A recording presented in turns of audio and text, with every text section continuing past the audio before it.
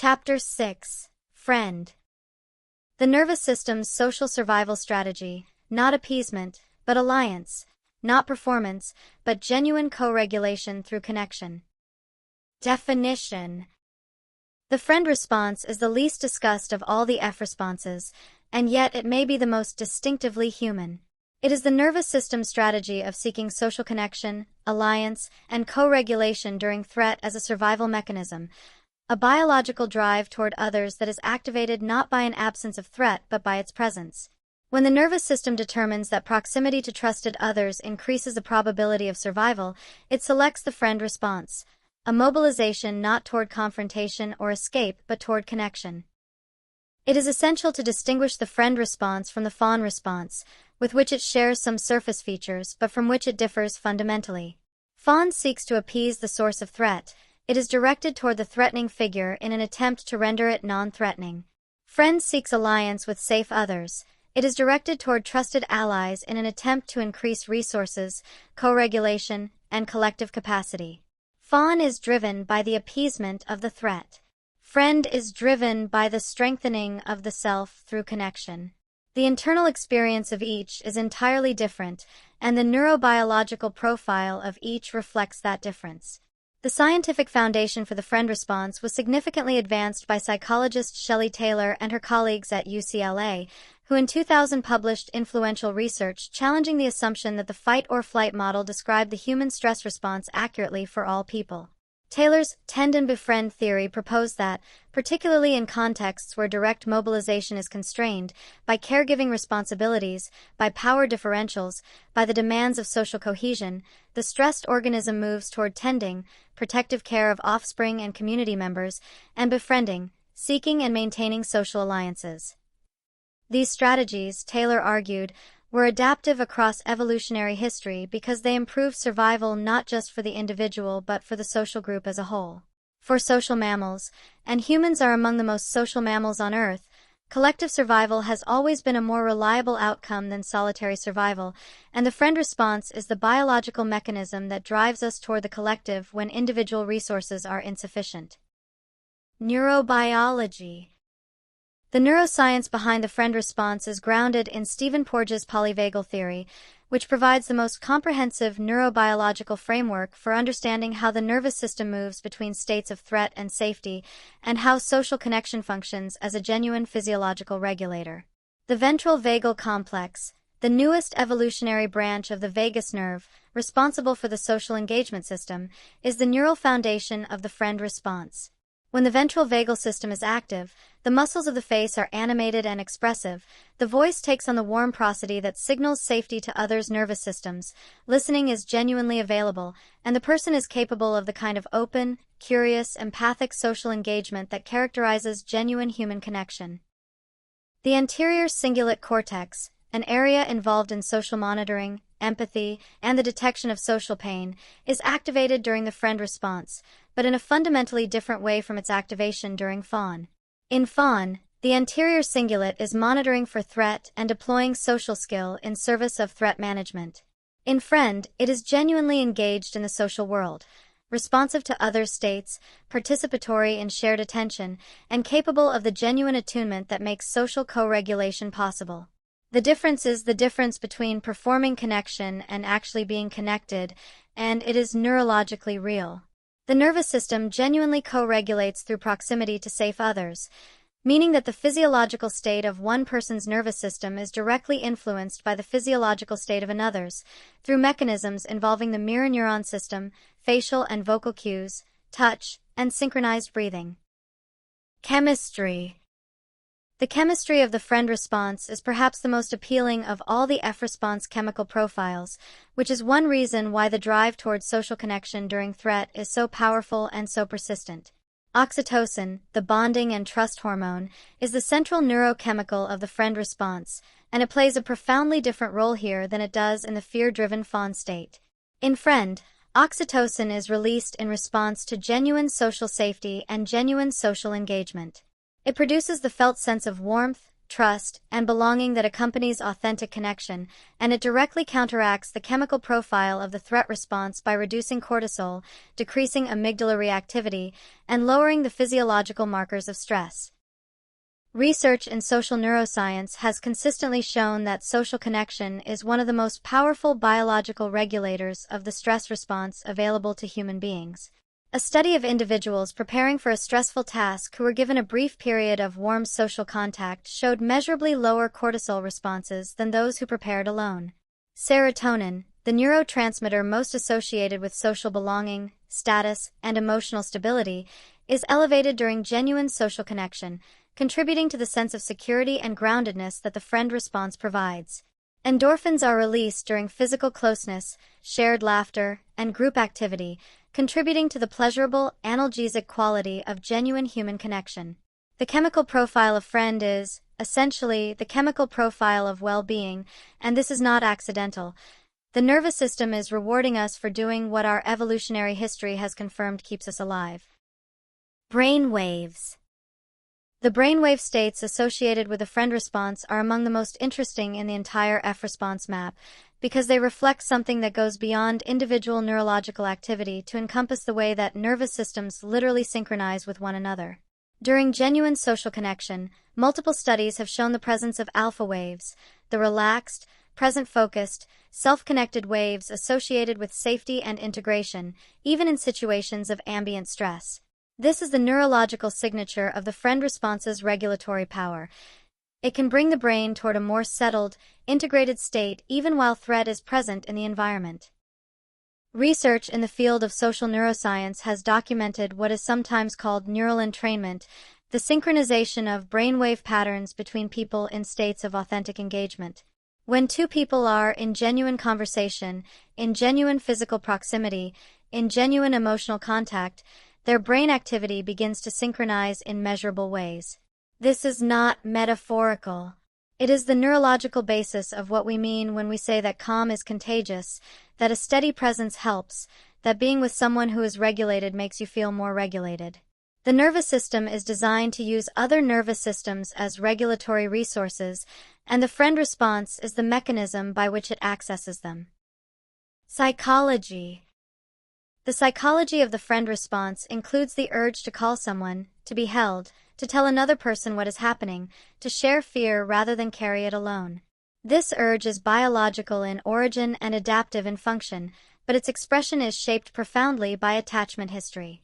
People who grew up in environments where reaching out for support was consistently met with responsiveness, warmth, and genuine help. People who developed what attachment theory calls secure attachment move naturally and easily toward the friend response under stress. For them, connection is the obvious, uncomplicated, reliable thing to do when things are difficult. For people whose early relational experiences were characterized by inconsistency, unavailability, or active punishment of need, people with insecure or disorganized attachment, the friend response may be significantly disrupted. The nervous system that learned early on that reaching out resulted in rejection, humiliation, or further harm has received a profoundly distorting set of information about social connection. It has learned that connection is not safe, that need is dangerous, and that the most adaptive response to distress is either to manage it alone, avoid an attachment, or to escalate dramatically in the hope of finally receiving an adequate response, anxious attachment. The friend response remains neurologically available to these individuals, but accessing it requires overcoming a deeply conditioned association between reaching out and being hurt, which is one of the most important tasks of therapeutic work. Behavior. The behavioral expressions of the friend response are familiar to almost everyone, even if not labeled as such. Reaching out to others during stress, calling, texting, going to find someone, is the most direct expression. Increased talkativeness under stress is a friend response behavior. The nervous system is externalizing its state, seeking to share the burden and invite the co-regulation that shared processing provides. The urge to be physically close to trusted people, to sit near them, to be touched, to sleep in proximity, is a powerful friend response expression that reflects the somatic reality of co-regulation. The nervous systems of trusted others regulate each other through the physical channel of proximity. Nest building and caretaking. The tend component of Taylor's tend and befriend are important friend response behaviors that are particularly visible in caregiving contexts. The parent who cleans the house during a family crisis, who prepares food, who organizes the space, this is not avoidance. It is a friend response expression of the impulse to create safety for the group. Community formation during collective threat is a friend response expression on the social scale. The spontaneous coming together of neighbors after a natural disaster, the formation of mutual aid groups, the gathering of communities in vigils and ceremonies of collective grief. In digital contexts, the friend response expresses itself in the surge of calling, messaging, and social media activity that reliably follows collective trauma, the instinct to reach for the network, to confirm that others are safe, to share information and resources, to not be alone with the knowledge of what has happened. Spiritual and inner experience. The friend response carries a distinctive inner experience, the profound, specific relief of not being alone with the fear. This relief is not simply psychological, it is physiological, the actual shifting of the chemical and nervous system environment that occurs when a trusted person's presence reaches the system through the channels of face, voice, touch, and proximity. The world does not change when someone we trust sits beside us in our fear. The threat is still present, and yet something in the body knows the difference, knows that what was unbearable alone is somehow, with witness, survivable. The spiritual dimension of co-regulation is one of the oldest and most universal in human experience. Across every culture and every recorded history, human beings have faced their greatest fears in the company of others. The tradition of gathering, around fire, in ritual, in prayer, in grief, is not merely social convention. It is the expression, in cultural form, of the biological reality that human beings are not equipped to regulate catastrophic threat alone. The spiritual significance of being genuinely held, of having one's fear witnessed without it being minimized, fixed, or fled from, is difficult to overstate. It is the experience of being fully known and not abandoned, which is perhaps the deepest form of safety available to a human being. The vulnerability required to access the friend response genuinely, to actually let another person's presence matter to you, to actually allow their steadiness to help you settle, rather than performing connection while remaining fundamentally alone, is real and significant. For people who have been hurt in relationships, this vulnerability can feel indistinguishable from the threat it is designed to protect against. The path toward genuine friend requires the gradual discovery that the risk of reaching out, in the right relational contexts, is one that can be taken, and that the reward for taking it is the activation of the most powerful regulatory system available to the human nervous system. Mechanisms. The mechanisms of the friend response are built into the architecture of the mammalian nervous system. The vagal brake, the mechanism by which the ventral vagal system modulates heart rate and keeps the sympathetic system within a regulated range, releases slightly during social engagement to allow the dynamism of genuine interaction while maintaining enough parasympathetic tone to prevent the system from escalating into threat response. The face and voice play central roles. The prosody of a warm, calm human voice, its rhythm, its pitch variation, its frequency characteristics, is detected by the middle ear in ways that directly signal safety to the nervous system. This is not a cognitive process. It happens before conscious analysis. The face of a trusted, safe person activates the social engagement system through the same automatic, precognitive pathway by which the amygdala activates threat response. Genuine social connection also completes stress cycles that cannot be completed alone. The research of Drs. Emily and Amelia Nagoski demonstrates that the physiological stress cycle, the sequence of activation, peak, and resolution that the nervous system moves through in response to threat, requires a completion signal to close properly. Fight and flight provide movement-based completion. Freeze and flop do not. But social connection, genuine, warmth-filled, physically present connection, is one of the most effective completion signals available, because it activates the ventral vagal system and signals to the nervous system that the threat is over, that safety has been reestablished, and that the body can return to its maintenance and recovery functions. Triggers. The friend response is triggered by collective threat, natural disasters, shared loss, social upheaval, in which individual resources are clearly insufficient and the activation of group resources is an obvious survival strategy. It is triggered by individual stress in which the person has not reached the threshold of fight or flight activation and is still capable of social engagement. It is triggered by attachment activation, situations that echo the early experience of being small, frightened, and in need of a larger, more capable other, which is why people who are ill, injured, or in profound grief often experience a strong friend response even if they rarely seek connection under normal circumstances. The most paradoxical aspect of friend triggering is this. The response is often most needed and hardest to access precisely when someone has been most hurt by relationships. The person whose early experiences of reaching out resulted in rejection or harm carries a nervous system that has learned to associate the friend impulse itself with danger, meaning that the exact moment when connection would be most helpful is also the moment when the nervous system is most strongly conditioned against seeking it. This is one of the most heartbreaking aspects of relational trauma, and it is one of the most important things to understand in working with people who appear isolated by choice. They are frequently not isolated by choice but by the conditioning of their own nervous system's past learning. Variations. The friend response exists in a rich spectrum of variations.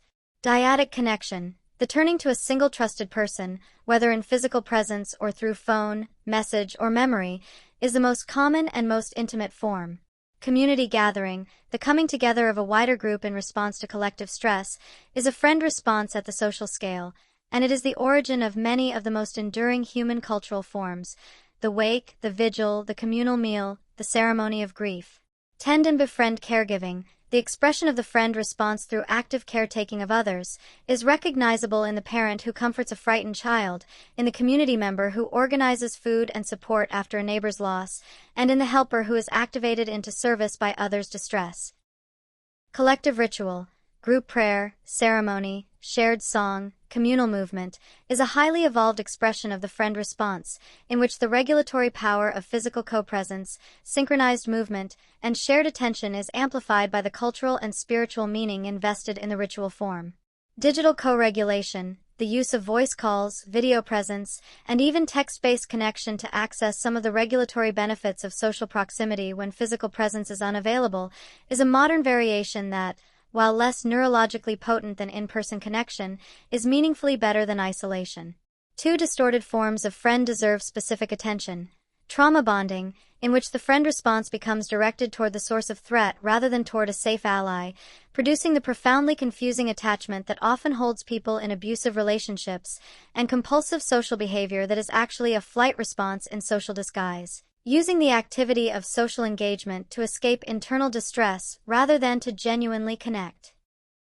Misinterpretations. The friend response is subject to several significant misinterpretations, most of which share a common feature: the undervaluing of social connection as a genuine physiological regulatory strategy. Social behavior during stress is frequently dismissed as distraction, as emotional indulgence, or as an inability to cope, rather than being recognized as one of the most biologically sound and evolutionarily validated responses available to a stressed human nervous system. The person who calls a friend when they are frightened is not avoiding the problem. They are activating a regulatory system that will genuinely improve their capacity to address the problem. The tend aspect of the friend response, the caregiving, nest-building, community organizing dimension, has been historically gendered and undervalued in ways that reflect cultural biases rather than biological reality. The impulse to feed people, to create warmth and order in a disordered environment, to gather the community and organize collective response, these are powerful, effective, and sophisticated survival strategies. Dismissing them as emotional or feminine rather than recognizing them as intelligent and adaptive is a failure of understanding. The cultural mythology of the lone survivor, the heroic individual who needs no one, who manages crisis entirely through personal resources, who is self-sufficient in ways that are presented as the highest form of human dignity, is not only biologically inaccurate but actively harmful, because it pathologizes the friend response and stigmatizes the reaching out that might save a person's life. Long-term effects. The long-term effects of a chronically available and accessible friend response are broadly positive, and the evidence is remarkable in its consistency across decades of research. Strong social networks are among the most robust predictors of physical health, psychological well-being, and longevity that have been identified in the scientific literature.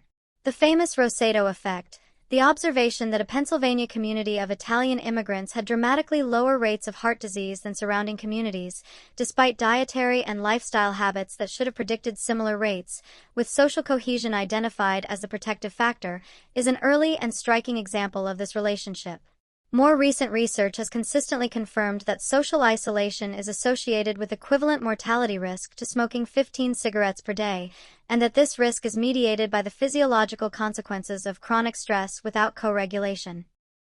When the friend response is chronically blocked, when the social environment is unsafe, when reaching out consistently results in rejection or harm, when isolation is imposed by circumstance, trauma, or social marginalization, the long-term consequences are severe. Chronic isolation dramatically accelerates physical and psychological decline. The immune system, the cardiovascular system, the endocrine system, and the brain all show measurable negative changes in response to prolonged social isolation.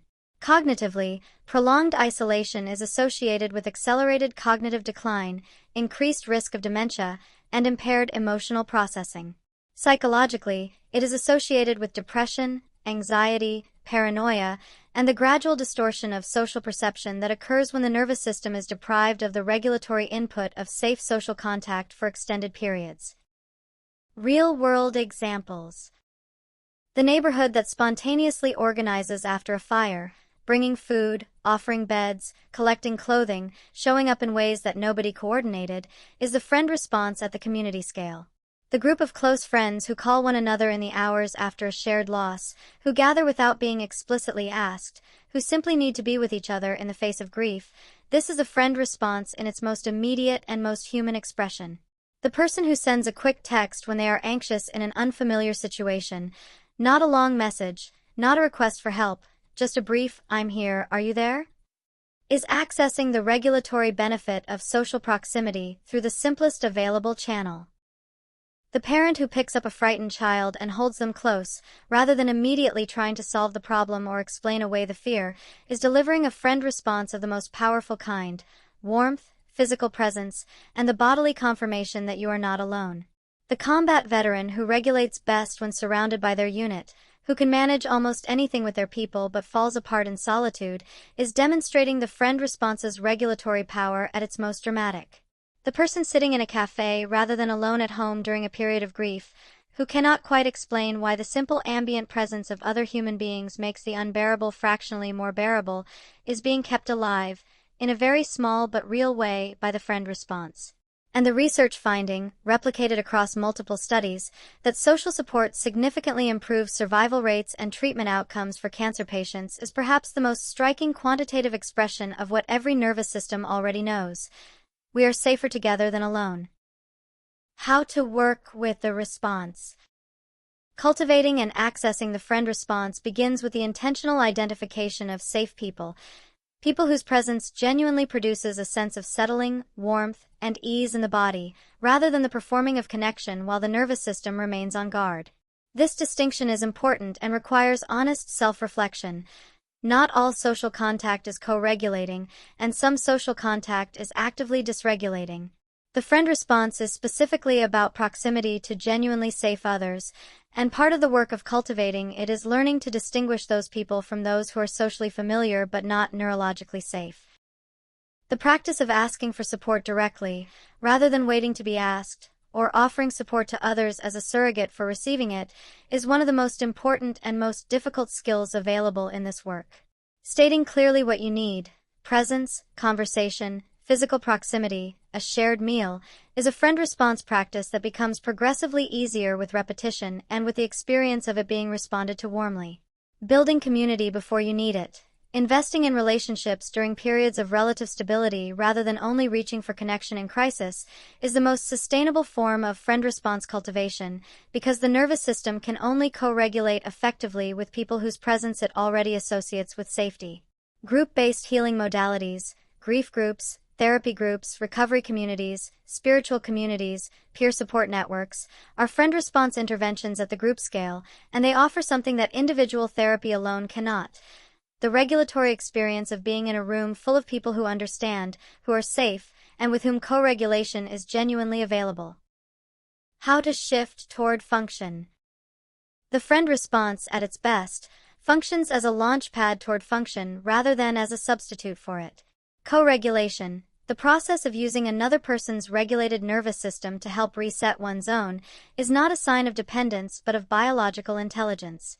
The goal is to use the regulatory benefit of connection to bring the individual nervous system back within its window of tolerance, from which function becomes available. This might involve a phone call, a visit, a period of physical proximity, a shared activity, or simply the presence of a safe person in the same room. Whatever form of contact most effectively activates the ventral vagal system and begins to settle the sympathetic or dorsal activation. The longer-term work of moving from friend toward function involves building what attachment theorists call internal security, the felt sense, stable enough to persist in the absence of a physically present safe other, that one is not alone, that connection is available, that the self is worthy of support. This internal security is the psychological residue of enough experiences of genuine co-regulation. It is what forms when the friend response has been accessed successfully enough times that the nervous system begins to carry the memory of that safety internally. Meditation practices that cultivate a sense of inner presence and companionship, loving kindness meditation, for example, can help build this internal resource in people for whom external social contact has been limited or unsafe. Therapeutic relationships, particularly those that are explicitly somatic and relationally attuned, provide the most direct pathway to building the secure attachment from which function becomes a steady resource rather than a rare achievement. Integration notes. The friend response, when integrated, expresses the most fundamentally human of all biological truths, that we are relational beings, built for connection, and that our capacity to thrive is inseparable from our capacity to be genuinely with one another. Integration of friend does not mean becoming dependent on others for basic regulation. It means moving from dependence toward interdependence, the recognition that genuine connection is a sign of strength and biological wisdom, not of weakness or inadequacy. The person who can reach out in fear and allow connection to help them is not failing to cope. They are doing precisely what their nervous system was designed to do, with exactly the intelligence that evolution built into the social mammalian brain. That the culture sometimes calls this weakness says something important about the culture and nothing whatsoever about the biology.